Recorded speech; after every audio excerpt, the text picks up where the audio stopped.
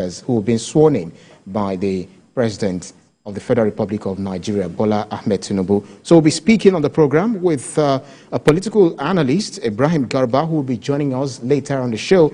And then talking to us now will be the Director General, Citizens Campaign Council, Japhet Obweri. Thank you so much for joining us, Mr. Obweri. The pleasure is all mine from here in Abuja. Now, I can see that a lot of Nigerians really look like they are not willing to wait. But then, weeks after the screening and confirmation, President Tinubu, who now made the ministers made them swear oath of allegiance and then ensure that they have a lot of things to do. What are your thoughts on efforts by some of the ministers to hit the ground running as expected by Nigerians? All right. It is a welcome development, especially coming now that the ministers have been given the go-ahead order to kickstart the administration running. The ministries are the engine house, whereby the projects, policies, and programs of government are implemented.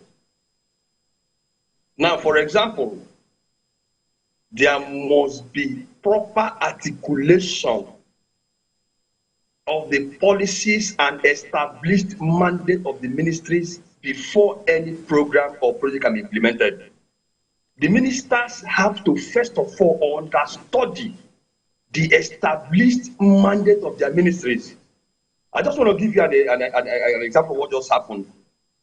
During the formal administration of the President Muhammadu Buhari, the former Minister of Education came on air and actually told Nigerians that before he was appointed as Minister of Education, he knew nothing about the ministry. That means it took him more than 4 years to learn. That is why the ministry was almost not almost in existence. You understand, throughout the 8 years tenure of Mr. President. Now I am actually advocating and advising the honorable ministers who have been selected to make sure they understand the mandate of their ministry. It is very, very, very essential. The major problems we have in this country is lack of proper articulation of the underlying principles and mandates of the ministries. That is why we have very poor perceptions of the problems we face. That is why after 4 years, 8 years, the majority of the ministries end up achieving nothing. And who is to be blamed? The honorable ministers for crying out loud, because that's the bulk rests on their table. Now, for example, also, I think there was something I actually found out, which of course is a bit worrisome. I have actually seen that majority of the projects they call constituency projects from the National Assembly members are domiciled in the ministry. That means the ministry do not even have most of their own projects to execute. They end up executing projects tagged constituency projects, which leads to duplication of projects, which gives room for falsification of projects, which gives room to corruption. So it is very, very essential for these ministries to be able to understand what they are supposed to do. You understand? Right. So that's exactly what we are crying out loud. Right. So you are concerned. Who are working should keep the ground running first of all by understanding the mandate they are sitting upon. There are ministries that are supposed to, you understand, fast track, developmental projects of government. And when you look at the Ministry of Works, the 98% of federal projects in the South East have been abandoned. Let's take an ample example: Port Harcourt Enugu Expressway, which of course it has gone very far, but from the Aba section to Port Harcourt section, it is the worst road on this planet Earth. When you look at the other section from Enugu, that is from the Obola from Soka to the section that leads to the Benue State, Ampa, Otuba, thereabout, that road is impassable. Those are the priority areas the ministers must look upon. I just watched yesterday the Honorable Minister of Works. He went to the section, the Kaduna, Abuja Kaduna section of the road, which of course, I think from what I heard yesterday was just 20% completed. So those are priority projects. If the infrastructures are not working, poverty will continue to remain. There is a correlation between the nation's development as well as infrastructure development with the human development. There is correlated. So the more developed the infrastructures are, it shows that the more developed the nations will be, and that is going to be the more developed the people will be. So if we don't have infrastructures that are functioning in this nation, the nation cannot be categorized as a developing nation. It is going to directly affect the people also. So Absolutely, Mr. Igbori, allow me to butt in. Sorry, allow me to butt in. I can see that because we're going to look at the brass tacks, for this. Louder. I'm not hearing you much. Okay, can you hear me clearly now? Yes. Right, I'm saying that we'll look at we'll get to the brass tacks, of these different ministerial appointment offices that are being, allotted by the president to the various ministers. But then, are you not concerned because the president actually said during the inauguration that, the ministers need to prioritize interest and shun regional and primordial considerations, and we know that when people are given appointments in this country, or if they are able to win elective positions, you have their people who will be saying, listen, this is our own time. It's a time for us to enjoy. It's a time for us to marry. How do you think it's possible for them, considering that burden that they might be facing from their own constituents, that might mitigate against their own ability to deliver? If I actually got what you just said very right, I think it's going to be is a problem on the side of those who have been appointed. We actually look at appointments as a kind of compensation for political endeavors or political inputs someone has made. That is number one. When you look at the other side of it also, practically we have more poor persons in the society in Nigeria than those who are actually above the middle class. And the average Nigerian actually lives much on the circular nature of expectation. That means every man, every woman appointed in government, we expect a lot from them. We used to have something called stonework infrastructure. I think that was one of the mantras that were deduced in the previous administrations. But it is not supposed to be so. Where the local government councils are functioning, where the state governments are functioning, there are going to be less pressure on the federal government to execute projects. I actually blame much of these things on the ineffectiveness, ineptitude of the local government administration. They receive volumes of amount of money on a monthly basis as local government allocations, but they end up doing nothing with it. If every man comes from a local government area, everybody mounting pressure demanding something from the ministers come from a local government area.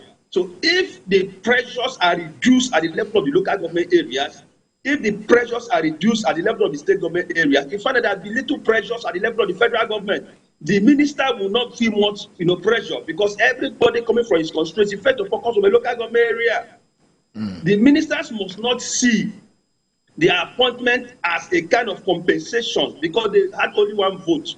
They voted once, only one vote they had. Every other Nigeria, including me and you, voted once. Unless you voted twice, that means you are liable to be actually prosecuted for multiple voting.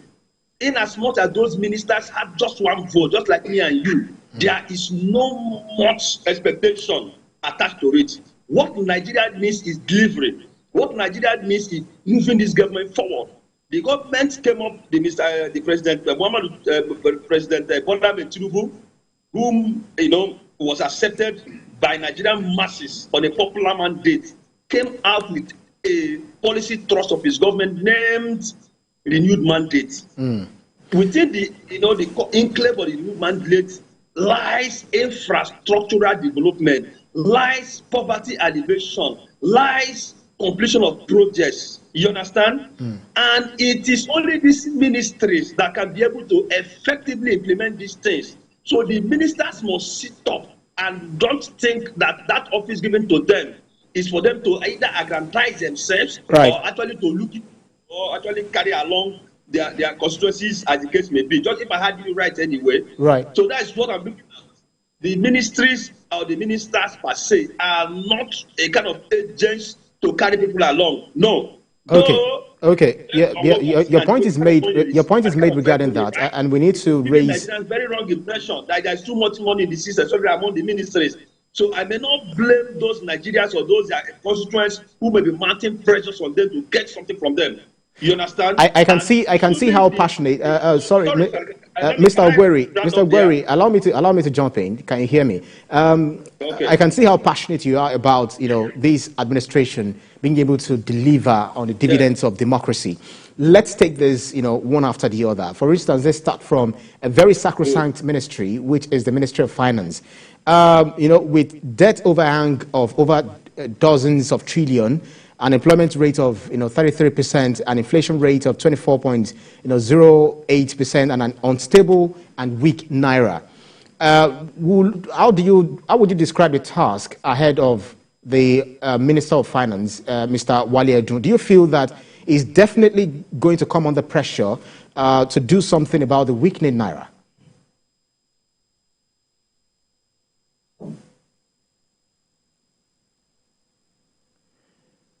Mr. Ogweri, can you hear me?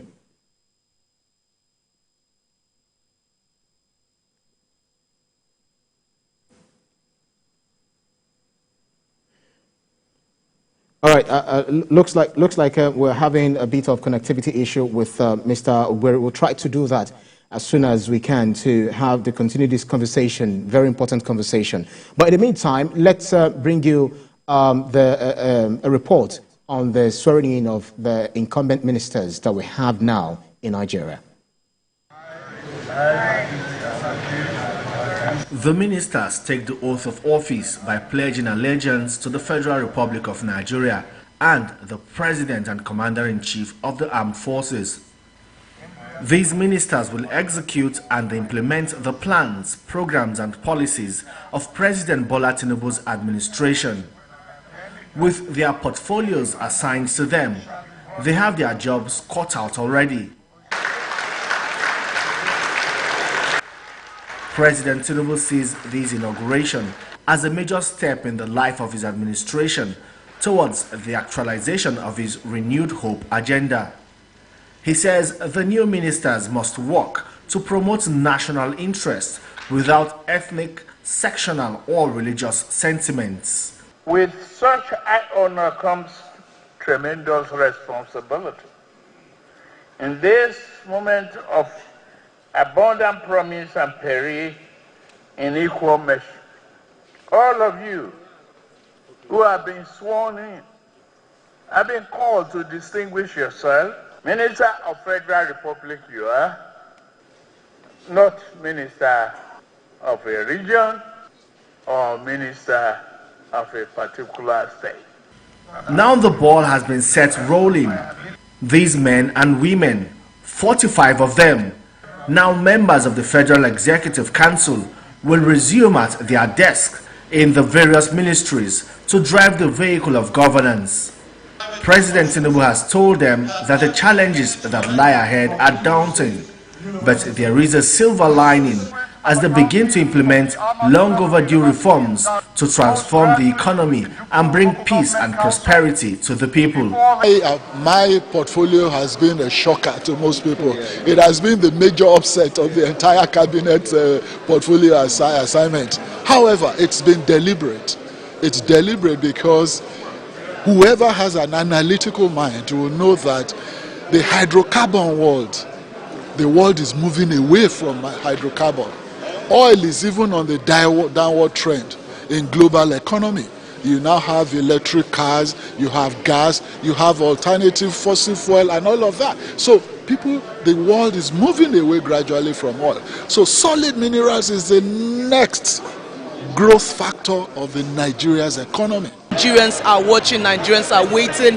It's time for true service accountability, and we believe that by the grace of Almighty God and the support of Mr. President, we will be out there on the road 24 hours every single day to ensure that millions of Nigerians are elevated from poverty while we attend to humanitarian needs across board. And I think all the expectations have been put into words by the President during the inauguration. So it's left for us to roll up our sleeves as ministers in his cabinet to ensure that the renewed hope agenda finds a strong footing.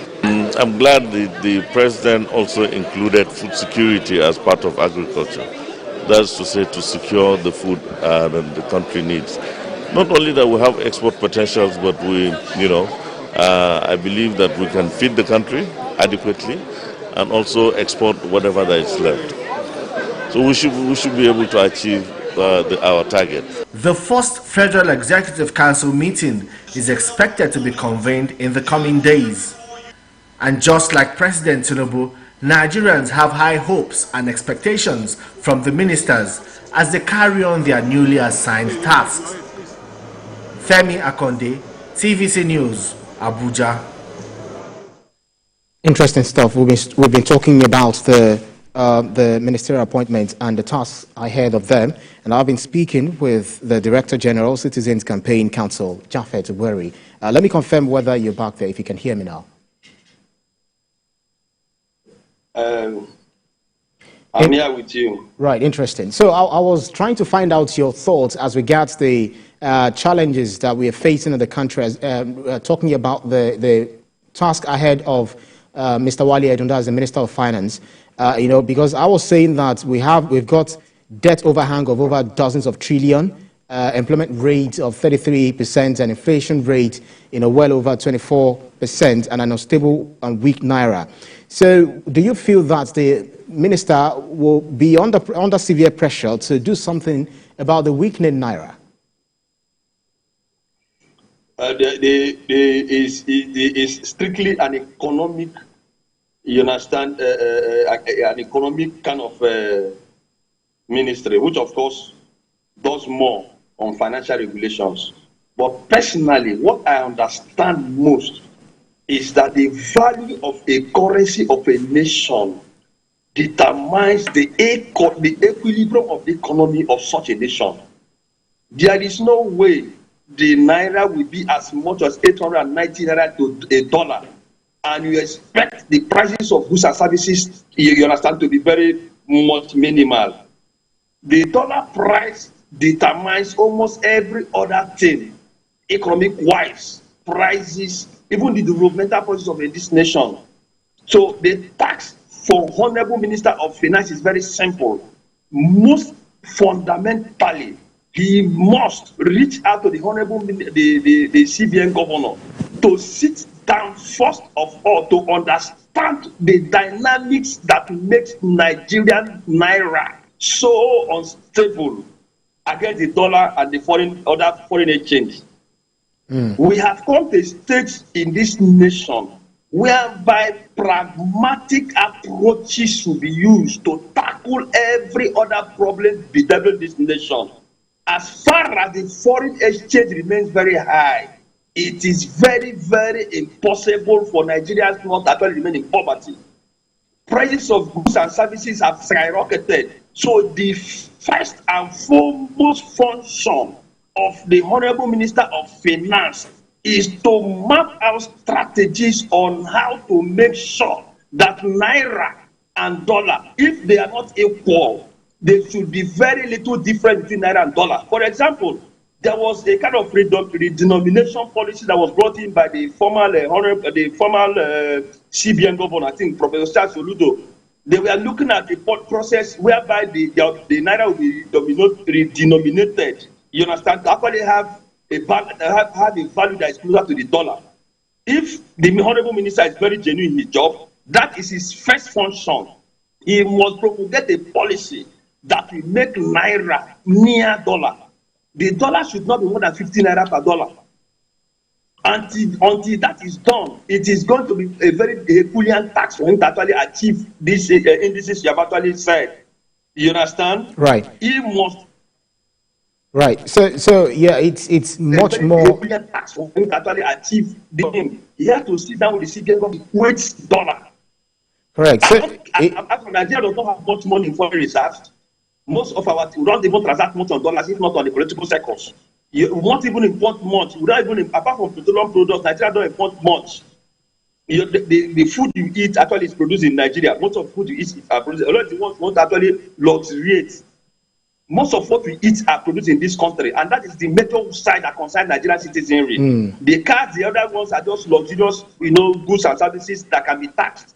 So if the Honorable Minister is very genuine, if you actually want to kick the ground running, the first thing first is to make sure there is a plan, there is a policy or a program that will make sure that Nigerian naira is near in value to the dollar and to the pounds and to the to the Dutch mark and the rest of those foreign currencies. That is where we know that is very serious. Until that is done, I will not even take them serious.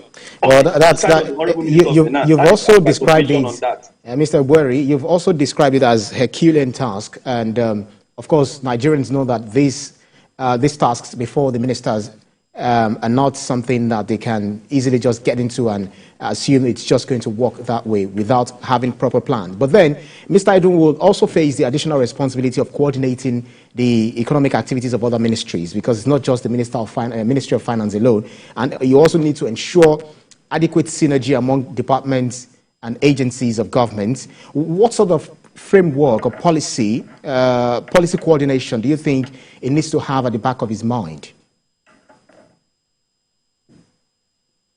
We have taken time to see how most of the countries in Africa are doing.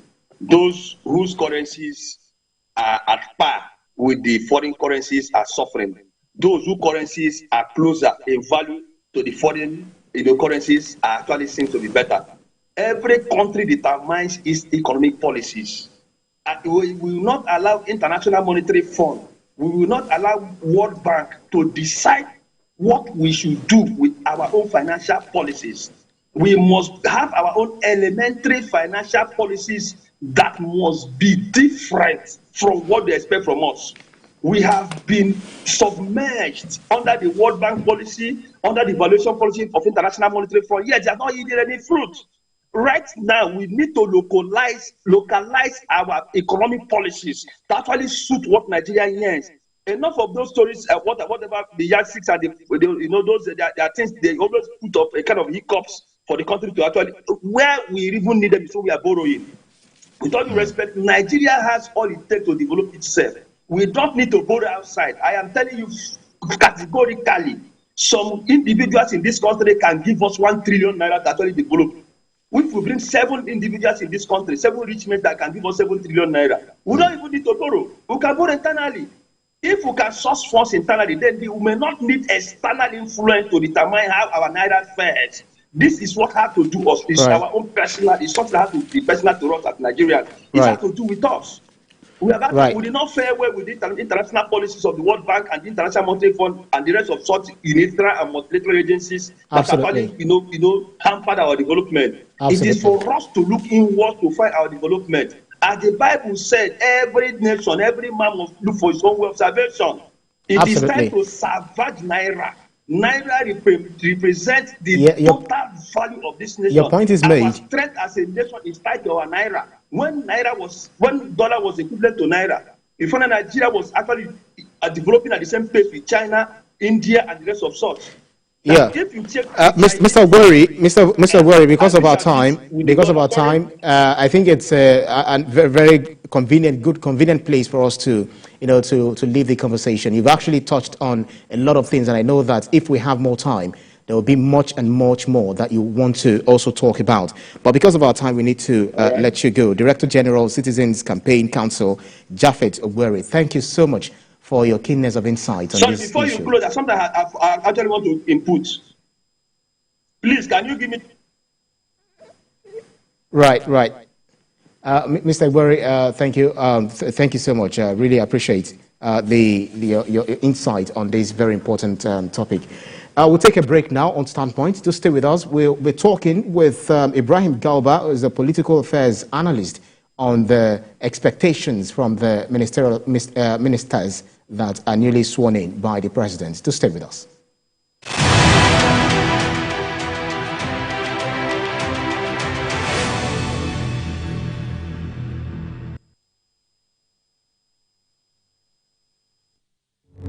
Doubt and fear doesn't occur at the canvas, it shows in the canvas.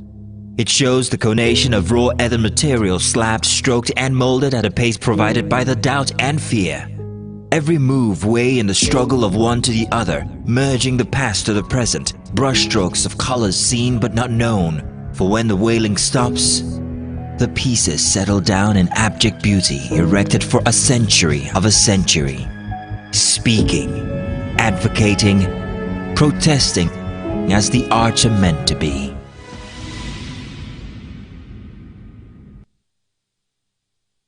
Experience information and entertainment like never before as TVC Breakfast takes your weekends to a whole new level.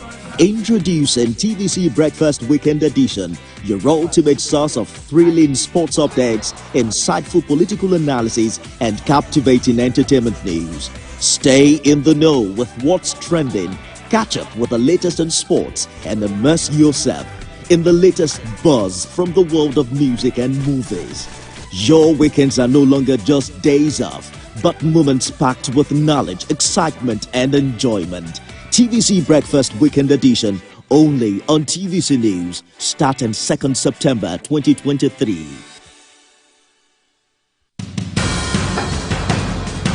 Information is power, information is security, information is knowledge. On Labor Lens, we believe that working people around the world have real questions of their own. They want to know how the world of work operates, what it means to the employer of labor, how policies affect workers in the workplace. On Labor Lens, I am sure we engage effectively the organized labor, organized private sector and government to get out of them information workers are in need of. I am Sharon Ijason, asking questions that make you get sense of the workplace.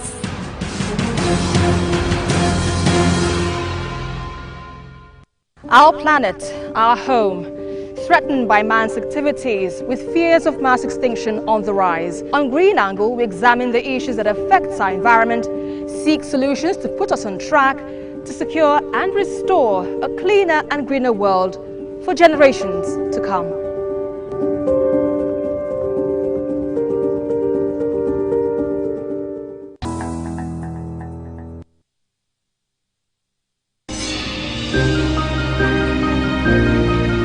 Sometimes it's the story that calls. At other times, the people just want to be heard. School, I need students, but I need teachers. Can't continue like this. Their voices re-echoing through time itself. We haven't done anything. If the tide is high, everybody run for safety.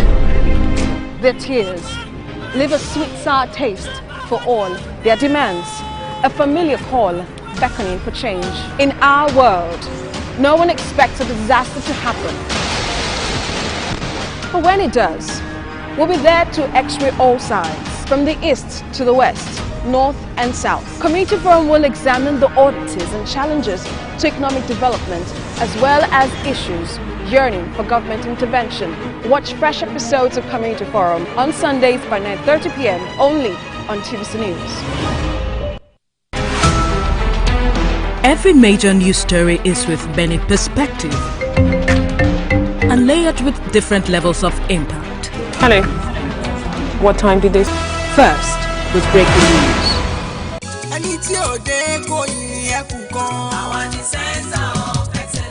Lagos is the most visited state in Africa as the 5th largest economy on the continent. Covering the state and its government is no mean feat, it's a busy beat.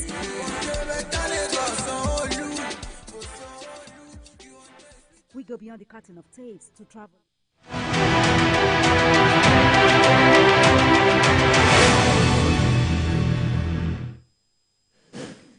You're watching Standpoint on TVC News. We've been talking about the President Bola Tinubu's assignment of portfolios to ministers, which was done sometime last week, and they were sworn in on Monday. All eyes have been on them to deliver the renewed hope mandate of the President. And I spoke with the Director General Citizens Campaign Council, Japhet Obweri, who shared his own concern as regards the portfolios of the ministers and what they should do to ensure that this country enjoys the dividend of democracy of this administration. I'll continue this conversation by speaking with a political affairs analyst, Ibrahim Garba, who is joining me from our Abuja studio. Thank you so much for joining us on Standpoint. I would like to take this conversation from where I left off with Mr. Ogbori. But because we're in Abuja, let's talk about the affairs there. The new minister, Nyesom Wike, has spoken tough, talking about what the expectations for Nigerians when it comes to the administration of the FCT.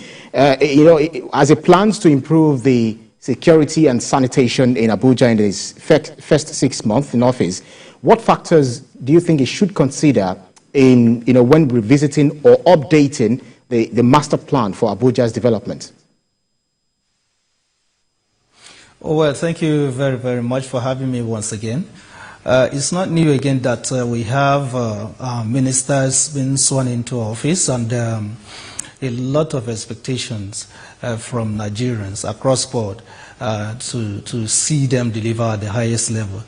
Talking about Barrister Nyesom Wike, who is not new to Nigerians, has been there in Rivers State for over for a period of 8 years, 2 terms in office. Coming to Abuja is no longer new to him. He's used to the terrain. Abuja, as you know, is the federal capital territory, and much is expected from him because for several years, I think there's a drop in performance. If you go through several people that led Abuja in the past, I think one of the biggest challenges is going to face is the community itself, the structure that it has, that we have on ground. You find that in Abuja that there's a lot to be done in terms of traffic control, a lot of abuses here and there, so many areas that are not supposed to be in the master plan. People, because they have the resources, try as much as possible, to build up structures which are not supposed to be there. So we have flooding in Abuja, we have parks in Abuja that are not supposed to be there. So there are so many things that need to be done in Abuja. So when he came on board and said he's going to resort to the master plan, that shows he's determined to make sure Abuja becomes safer for the people. Abuja is the federal capital, which we hope and believe, and at the same time, Abuja is a place that works for all. I think Nyesom Wike has the capacity to turn things around in Abuja. Mr. Wike is a no-waste timer. He is definitely someone who will want to get, he has actually hit the ground running. Well, unfortunately, the collapsed building that happened, just a few hours ago in Abuja, just like a day or two. If the minister, and the minister has also spoken tough, talked tough on that, but if the minister, Nyesom Wike, makes real his threat to demolish illegal structures, reclaim undeveloped lands, speak to what initiatives you think it can implement or can be implemented to promote affordable housing and then prevent the displacement of lower income communities due to this gentrification, while he is maintaining its status as a political center of the nation? Well, that is a very huge challenge because people automatically become used to a certain lifestyle that if you are going to stop them, it's as if maybe you are denying them their rights, their privileges and all that. Yes, a lot of people veer off the master plan, and the buildings are, erected in areas that, they are not even, they are not in the master plan for the federal capital territory. You find out some areas on water runways. You find out, there are buildings that because they have political might, they have to set it up. You find out shops that are not supposed to exist, they have been set up. So there's a lot of rot in the system. So for him to hit the ground running, like I told you earlier on, some things need to be in place. First, you carry out a research. Areas that needs to be, developed. There are some roads up to now that are not fully, they are not being, they are not fully constructed to ease transportation for people. And there are areas, I don't want to use some kind of funny words here, but we don't need to see ghettos around Abuja. Let us go back to the master plan by building affordable houses for people, because we have so many civil servants here living far away from the city center. You find out people are living far away up from Nyanya and some other places like that. These are hard times for workers, especially now that costs of living is high. There are so many things that need to be taken into consideration if you have to resort to master plan. But then you shouldn't do anything that will hurt the original inhabitants of Abuja, because a lot of people came here to settle, and they have been here for several years. So whatever you are going to do is going to be in sync with people that are already existing in the Federal Capital Territory, so that I don't deny them their rights. But I believe Nyeso Wike, with his huge experience, even if he's talking tough, is a gentleman. He has to key into Mr. President's plan of restoring the master plan and, giving us that renewed hope which Mr. President promised Nigerians. Interesting stuff. So we'll definitely wait to see how Abuja is going to, be made. The FCT is going to look like something that will be accepted globally and seen as a real political center of Nigeria. So let's talk about the lobbying and controversy, because recently the president, before the taking of oath, the swearing of oath, he reshuffled some, before they even took their portfolio, hit the ground running. He changed some portfolios, changed some ministers, and did some tweaking here and there. But there is no minister of youth. Talk to us about the lobbying and controversy surrounding this appointment of Minister of Youth. Who do you think the cap fits for this? Well, this is a very tough one for me, because we have a cross-section of Nigerians that can fill in the gap. Even before we talk about that, you can see the composition of the federal cabinet. I have to remind you of one thing. Our president, Bola Ahmed Tinubu, is a man of experience, is a technocrat, has been there several years. Even if he's out of government, he's somebody that discovered talents. You can see from previous administration, when Buhari was in office, some of the people he brought on board, they delivered at the highest level. So Nigerians should give him that benefit of doubt. Let him sit down and plan. Whoever he has introduced to the system, he believes, is working with a plan of Mr. President. Now, away from that, some weeks ago, or rather some few days back, there were reports around town that, there is pressure on Mr. Tinubu to appoint Sheyi Tinubu as the first son, the son, as the Minister for Youth Development and all that. Yes, well, Sheyi is as qualified as any other Nigerian, if not for the fact that he came from the first family. For me, I will put my vote, I'll put my money on Sheyi Tinubu, because he's somebody who I've seen who has done so much during the political, the campaign period. He supported Mr. President with his money. He donated so many homes and all that. A lot of people felt the impact of Sheyi Tinubu. So I consider him first as one of those that should have filled in that void. But away from that, we have so many distinguished Nigerians across the board. But let me take you. You want to? I'm not sure, because looking at what happened in Ondo State, and where we have someone close to the incumbent being appointed into such critical positions, Nigeria might not want to take something. They might not want to go in that road. But then let's leave that to Nigerians. I mean, the president to decide who he feels the cap will definitely fit.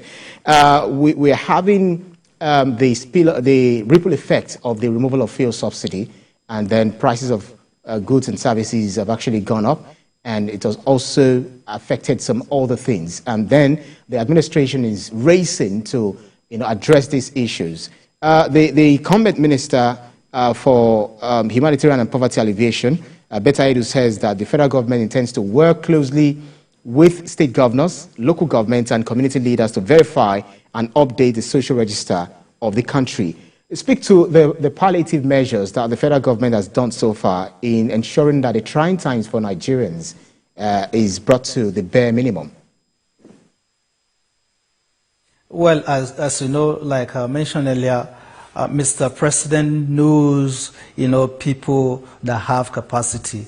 I'm happy you mentioned Betta Edu, who is the Minister for Humanitarian and Poverty Alleviation. I think, to me, Mr. President has done so well by bringing such personality on board. She did it. People know she has the capacity to deliver. Yes, in the past, there are some errors that were noticeable by some, political groups, especially during the COVID-19 period.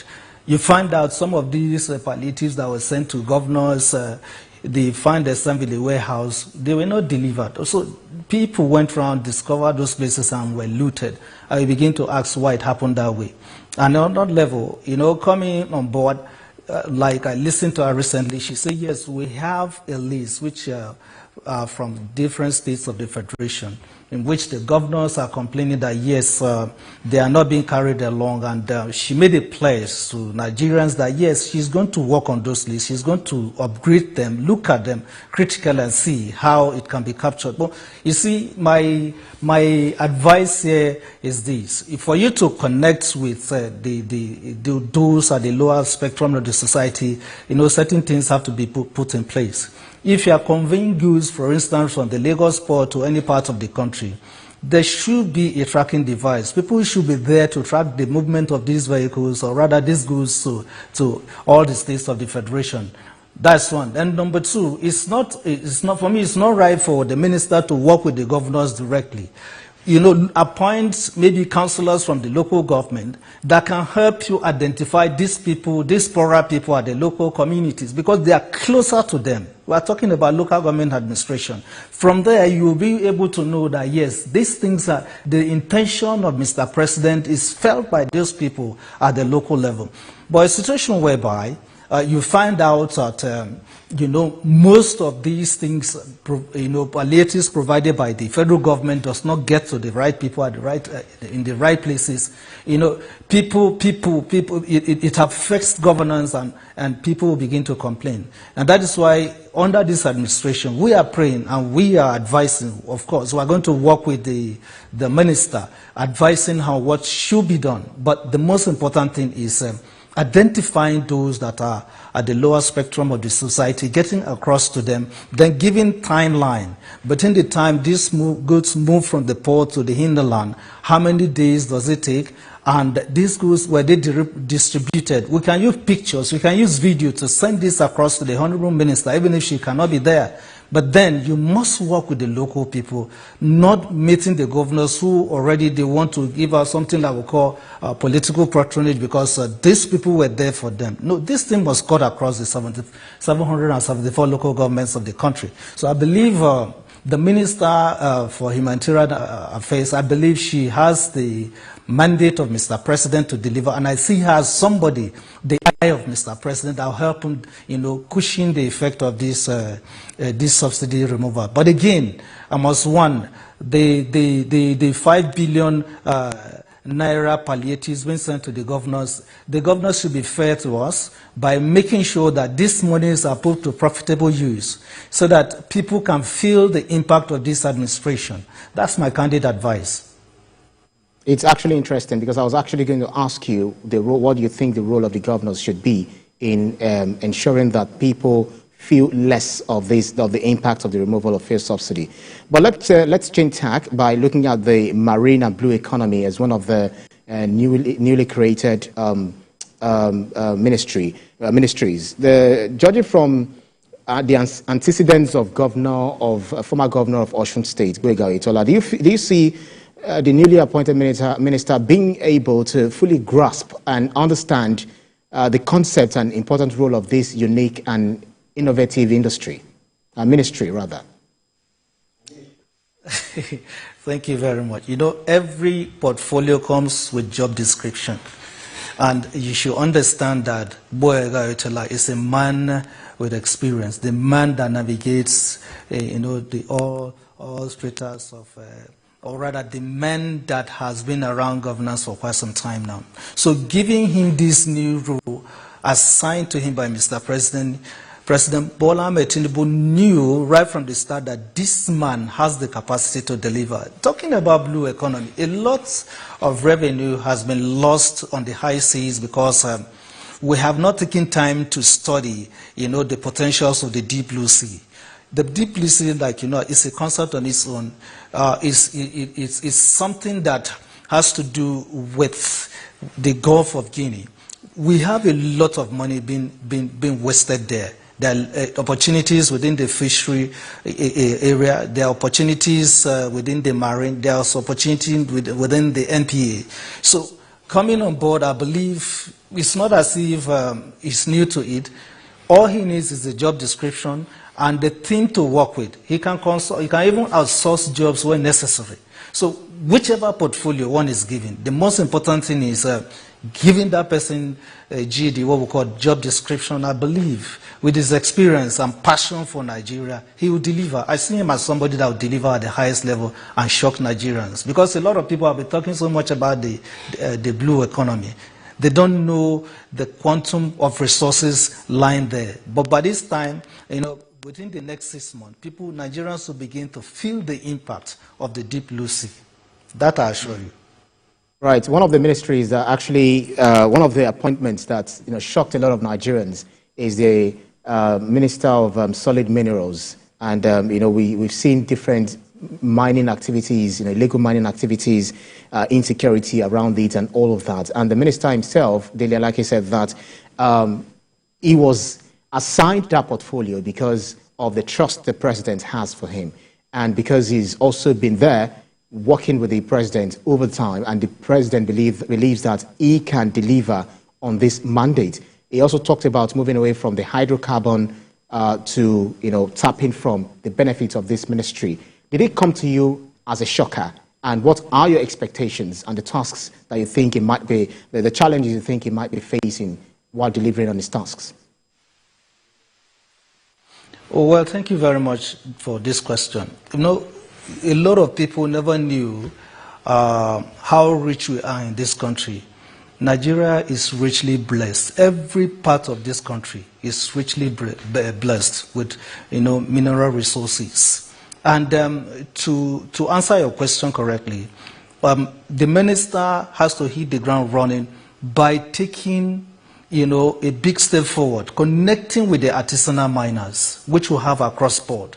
That is one. Then number two, we have illegal miners all over the places. A lot of revenue is being lost. I will begin to find out, is it with connivance of the state governors or maybe some few people within the state, manipulating and giving these people the privilege to loot the economy. We have so much. If you go to Ogun State, if you go to Kano State, a lot of places we have, states of the Federation, we have so much mineral deposit. But you need the political will to develop and at the same time make it commercial. So to that, I believe, one, you should have meeting with the critical stakeholders, one of which the artisanal miners, and at the same time give licenses to those who have the capacity to mine these resources. It's a win-win situation. Government cannot be everywhere. We expect that, yes, the private sector play their own role, and if you don't connect with these artisanal miners, that is the wrong step you are going to take. But a situation whereby the Honorable Minister, like I said, go beyond the confines of the office, go deep down, interface with these artisanal miners. They will give you the original solution, what can be done, and they will tell you what they have been going through, because we find out foreign nationals looting this country through the back door. But I know Mr. President's vision for the solid minerals, and I know Mr. President's vision towards, revamping the economy, bringing in experts so that we can make, we can make an impact across the world. Nigeria is richly blessed. So having him as a minister, one of the things I'll tell him is, please take your time, work with the artisanal miners, go through the template which you have with the handing over notes, but then it is easier said than done. You have the solid minerals is one huge challenge to Nigerian economy. I expect him to do something about it. Yeah, we need to call it a wrap. But before I let you go, I'd like to squeeze in this question, because we know that all of these ministers might not be able to deliver on their mandate if the House of Assembly, the National Assembly, doesn't, help them in terms of preparation of budget, appropriation, and budget padding and all of that. But regardless of that, the president said that he would hold them to standard of them being able to work and deliver. And this is the president speaking to the key performance indicators. So what should inform the terms of these performance indicators, and how often should their KPIs be reviewed? Monthly, weekly, very quickly, be fast with your response. This is a new administration. And because it's new, they have a template to work with. But I believe Mr. President should not tell you what to do, how you go about it. You should do it. Maybe you should have a plan.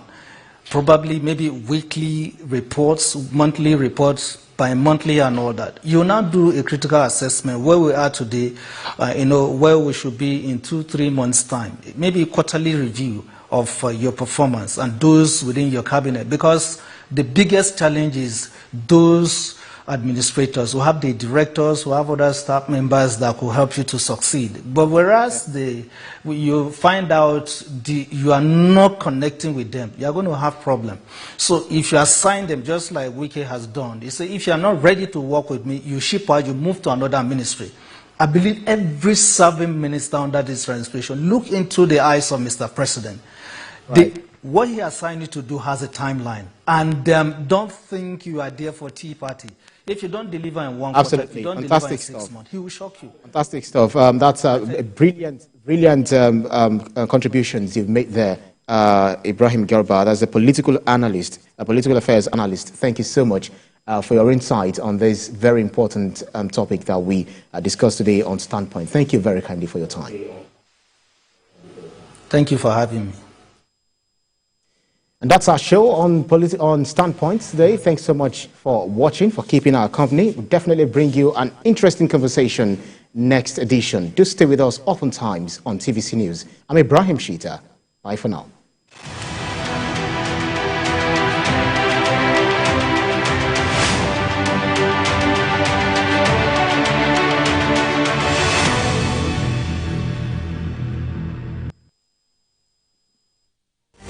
It's not your regular show.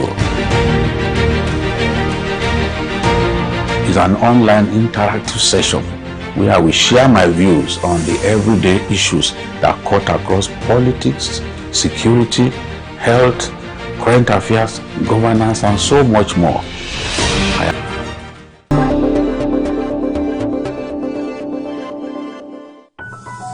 The TVC News at 7 and the TVC News at 10. Programs and activities. You join me, Lulu Bankong, on NOUN updates showing on this station every Friday at 12:30 p.m.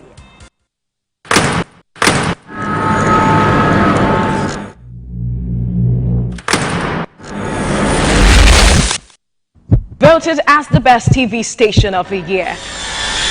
TVC News breaks into the core of every event as they happen, following all nationwide big and impactful stories. Without the news from every perspective, covering every human angle. I am Veronica, bringing you the news you would want to watch.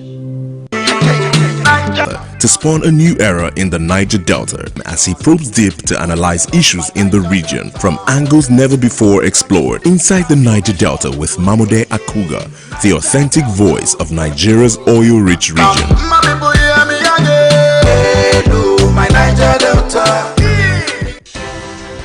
At TVC News, wherever the big news story is happening, we're geared up to break it. TVC News, first with breaking news.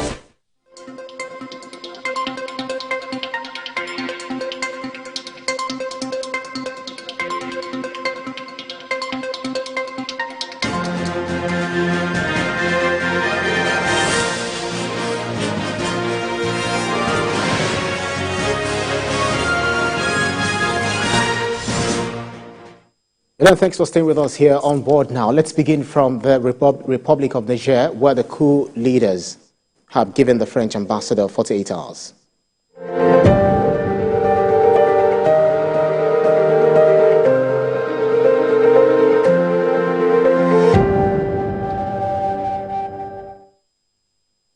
And now the coup leaders have given the French ambassadors 48 hours to leave the country as bilateral ties witness rapid deterioration. The junta says the French ambassador refused to respond to an invitation to meet Niger's foreign minister. France, a former colonial power, said the coupists have no authority to order his expulsion, insisting ousted President Mohamed Bazoum must be returned to office. The French Foreign Ministry responded by saying the junta did not have the authority to make the request, maintaining the ambassador's approval comes solely from the legitimately elected Nigerian authorities. General Abdurrahman Shiani, Nigeria's school leader, last week pledged to return the West African nation to civilian rule within 3 years. ECOWAS has threatened military action to reverse last month's overthrow of President Bazoum if talks fail. The head of the junta says Niger does not want to go into war but would defend itself against any foreign intervention.